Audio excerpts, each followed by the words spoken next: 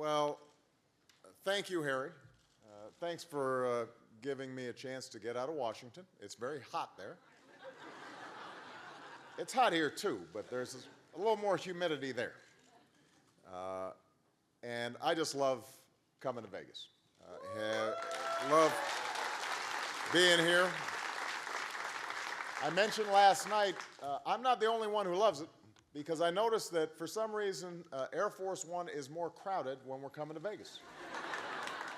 Somehow I need more staff and logistical support and a couple extra Secret Service guys.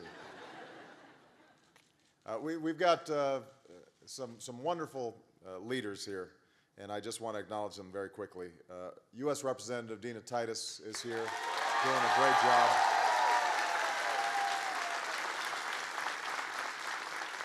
The Nevada Secretary of State, Ross Miller, is here.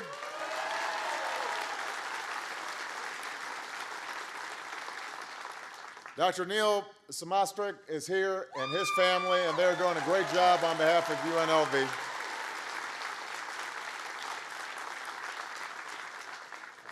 And all of you are here.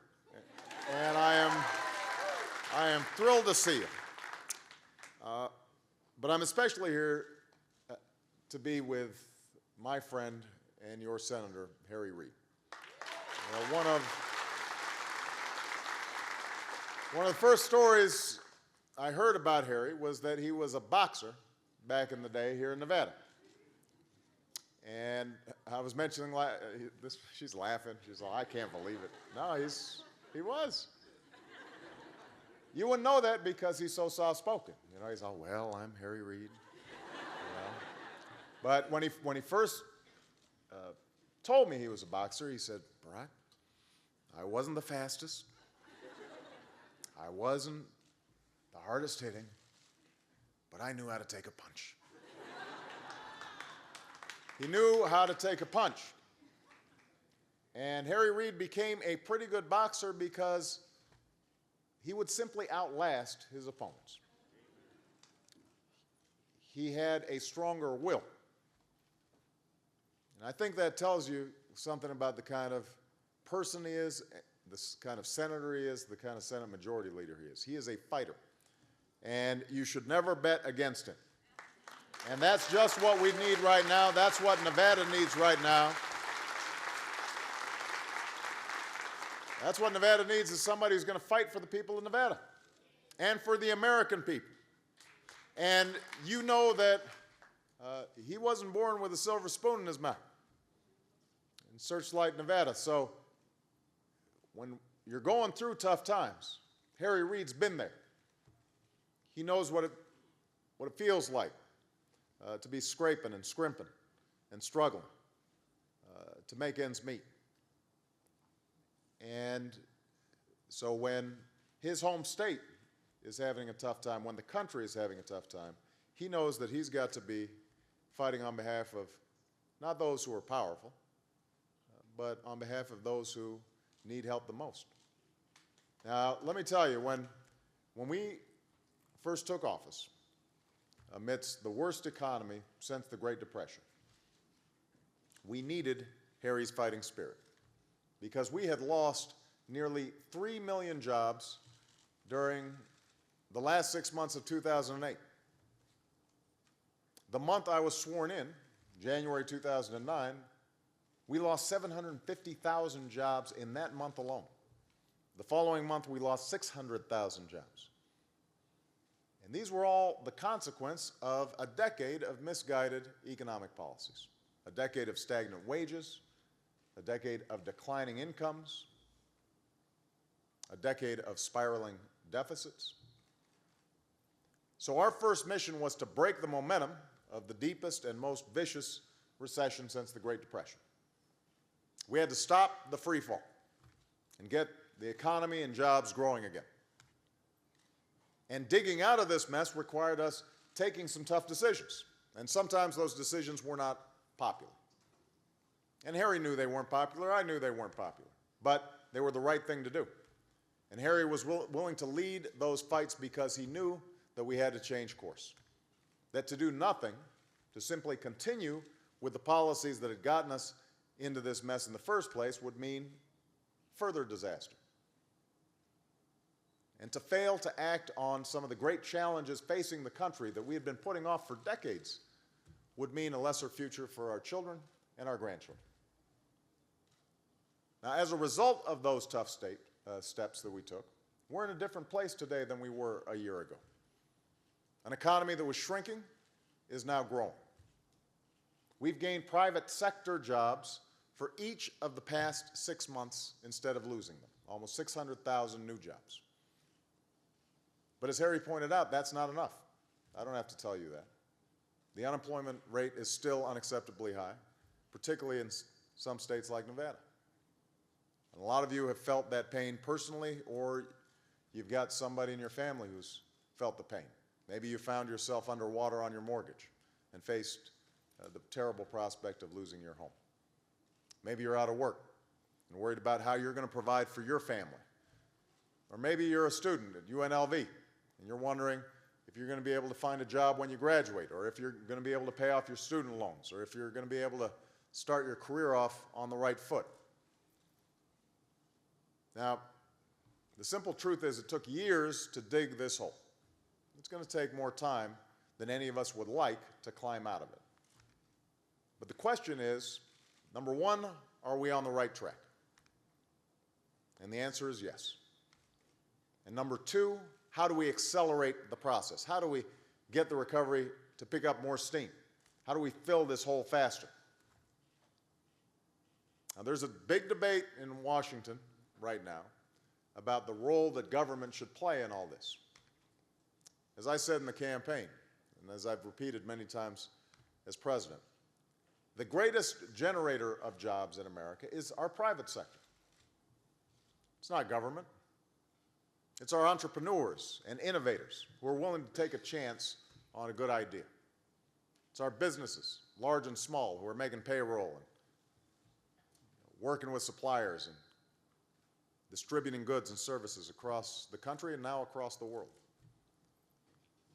The private sector, not government, is, was, and always will be the source of America's economic success. That's our strength, the dynamism of our economy. And that's why one of the first things Harry Reid did, one of the first things we did, was cut dozens of taxes. Not raise them, cut them for middle class and small business people. And we extended loan programs to put capital in the hands of startups. And we worked to reduce the cost of health care for small businesses. And right now, Harry's fighting to pass additional tax breaks and loan authority to help small businesses grow and hire all across the country. But he's also tried to look out specifically for Nevada. He understands, for example, that tourism is so enormous an aspect of our economy, and so helped to move our Trade Promotion Act that is going to be helping to do exactly what it says, promote tourism and bring folks here to enjoy the incredible hospitality.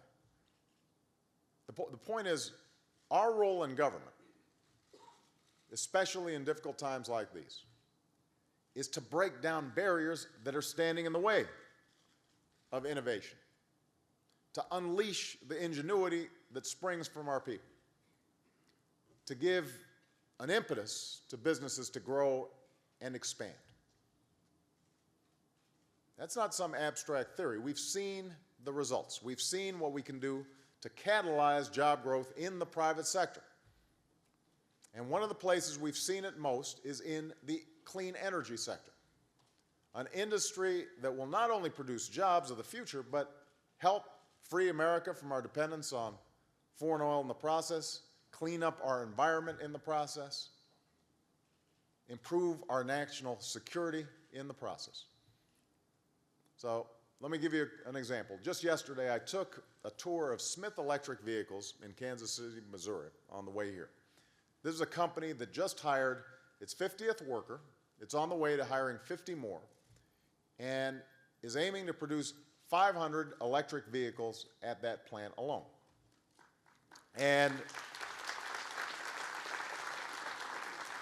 These are spiffy-looking trucks. I mean, they are, and they're used by Fortune 500 companies as for distribution. PepsiCo, Frito-Lay. They're also used for the United States military. Electric trucks with a lot of. They're very strong, very great horsepower. And the reason for their success is their entrepreneurial drive. But it's also partly because of a grant that we're offering companies that manufacture electric vehicles and the batteries that power them. Because of these grants, we're going to be going from only having 2% of the global capacity to make advanced batteries that go in trucks and cars run on electricity. We're going to go from 2% of advanced battery market share to 40% just in the next 5 years. Just in the next 5 years. And that will create thousands of jobs across the country. Thousands of jobs across the country, not just this year, not just next year, but for decades to come. So it's a powerful example of how we can generate jobs and promote robust economic growth here in Nevada and all across the country by incentivizing private sector investments. That's what we're working to do with the clean energy manufacturing tax credits that we enacted last year, thanks to Harry's leadership. Thanks to Harry's leadership.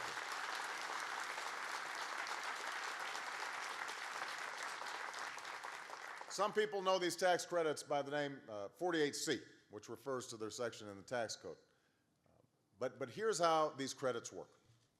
We said to clean energy companies, if you're willing to put up 70% of the capital for a worthy project, a clean energy project, we'll put up the remaining 30%. To put it another way, for every dollar we invest, we leverage 2 more private sector dollars. We're betting on the ingenuity and talent of American businesses. Now these manufacturing tax credits are already having an extraordinary impact. A solar panel company, a solar power company called Aminex received a roughly $6 million tax credit for a new facility they're building in the Las Vegas area, a tax credit they were able to match with roughly $12 million in private capital. That's happening right now. And that's just one of over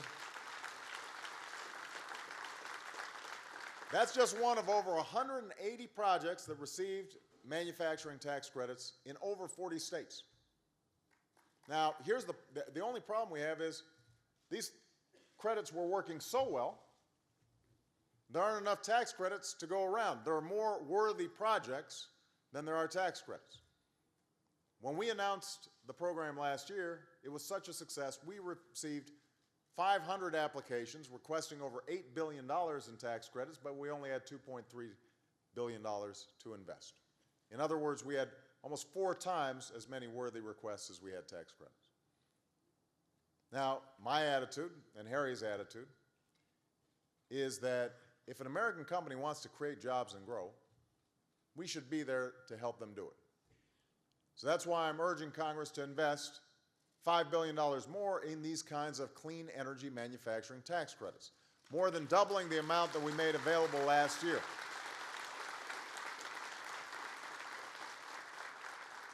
And this investment would generate nearly 40,000 jobs and $12 billion or more in private sector investment, which could trigger an additional 90,000 jobs. Now, I'm gratified that this initiative is drawing support from members of Congress from both sides of the aisle, including Republican Senators Richard Lugar and Orrin Hatch. Unfortunately, that kind of bipartisanship has been absent on a lot of efforts that Harry and I have taken up over the past year and a half. We fought to keep Nevada teachers and firefighters and police officers on the job and to extend unemployment insurance and COBRA so folks have health insurance while they're looking for work. We fought to stop health insurance companies from dropping your coverage on the basis of pre-existing conditions or right when you get sick, or placing lifetime limits on the amount of care that you can receive. We fought to eliminate wasteful subsidies that go to banks that were acting as unnecessary middlemen for guaranteed student loans from the federal government, and as a consequence, freed up tens of billions of dollars that are now going directly to students, which means more than 1 million students have access to financial aid that they didn't have before.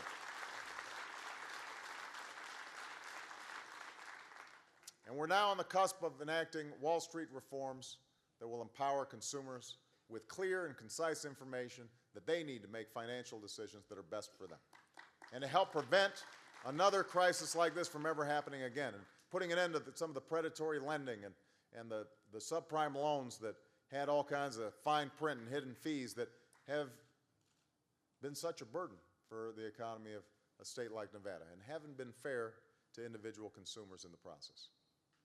So that's what Harry and I have fought for. And frankly, at every turn, we've met opposition and obstruction from a lot of leaders across the aisle. And that's why I'm glad I've got a boxer in the Senate who's not afraid to fight for what he believes in. And Harry and I are going to keep on fighting until wages and incomes are rising and businesses are hiring again right here in Nevada, and Americans are headed back to work again, and we've recovered from this recession, and we're actually rebuilding this economy stronger than before. That's what we're committed to doing. So Nevada, I know we've been through tough times. And not all the difficult days are behind us. There are going to be some tough times to come. But I can promise you this. We are headed in the right direction. We are moving forward. We are not going to move backwards. And I'm absolutely confident that if we keep on moving forward, if we refuse to turn backwards, if we're willing to show the same kind of fighting spirit as Harry Reid has shown throughout his career, then out of this storm, brighter days are going to come. Thank you very much, everybody. God bless you.